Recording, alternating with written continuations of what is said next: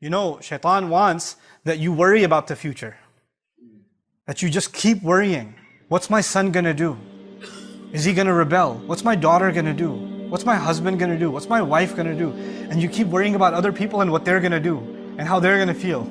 Like you're in charge of them or you're in control of them. We're barely in control of ourselves. But we think we can control what everybody else around us is gonna do and what their future is gonna be, and we wanna control their future. You'll have a mother dying every day. Why isn't my daughter who's married, why isn't she having a baby? When is she gonna have a baby? When is she gonna have a baby? And she's calling her and saying, you know, Allah wants you to have a baby. Allah doesn't want her to have a baby, you want her to have a baby. I don't know what email you got from Allah that you told her. But this, in your mind, you just want these anxieties, worldly things that you want is all you think about for the future. I don't have it, I just worry about it. I don't know why I don't have it. And you're just consumed by that, completely consumed by that. It could be the most innocent of things, but shaitan wants you to be that way, because when you do that, you're not happy with what Allah has given you, number one. And you easily forget that the one in charge is Allah. And the one in control over everyone is Allah. I am actually not in charge of my children. Once they get to a certain age, what they do is between them and Allah. All I can be is an advice, that's all I can do. But their decisions are going to be theirs. If our Messenger ﷺ can turn to his daughter and say, Ya Fatima bint Muhammad, ittaqillah fa inni la amliku laki min Allahi shay'a. Fatima, daughter of Muhammad, be mindful of God yourself, because I won't have any control when it comes to standing in front of Allah. I won't be able to help you. That's what he tells his own daughter.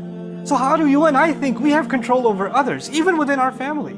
He wants us to think we're in charge, and and that's actually something only Allah has the right to. But He consumes our minds with it. And of course, when you try to control people, it backfires. It never works. You can never control people. You can't control people. And when you can't control people, you get even more anxious, and you get, negative constantly. And when you become negative constantly, it's impossible for you to be grateful. Look at how the ayah is going to end. وَلَا تَجِدُ أَكْثَرَهُمْ شَاكِرِينَ. You're not going to find most of them grateful, because they're going to be negative all the time. They're going to be anxious about the future all the time. What's going to happen to my job? What's going to happen with my money? Where's this going to come from? Where's that going to come from? What's going to happen to the health? What's going to happen to the kids? What's going to happen to this or that or the other? What if they find out? What if this happens? What if this one says this? What if that one does that? And you're just so overwhelmed by these petty things that you forget that Allah controls the future. That Allah owns it, not you, not me. And the fact that we had even a good, peaceful day, one moment, was not because we earned it or we planned it or we controlled it. It's Allah who gives relief. Every single day, that's Allah who gives relief. The fact that our bodies are still functioning and we're sitting here in the Friday prayer is Allah giving us relief. Allah giving us ability. And we forget that, and we think that we have to figure all the future out. We have to control all the outcomes. And that's one of the things shaitan wants, is to make you confused about thinking that you have something to do with the future. One of the greatest tricks of the shaitan is to make you pessimistic about the future. Nothing's going to work out, it's all going to be bad, nothing ever worked anyway, it's always going to fail. You become so negative that not only are you negative about your own self, your negativity becomes infectious. Even people around you. Somebody's happy about something, somebody graduated, you're like, yeah, but you're not really going to get a job.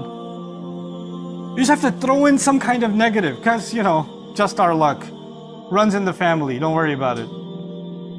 And this is the pessimism of the devil. He wants that from you, because if a person is pessimistic, then how can they have pessimism and hope in Allah?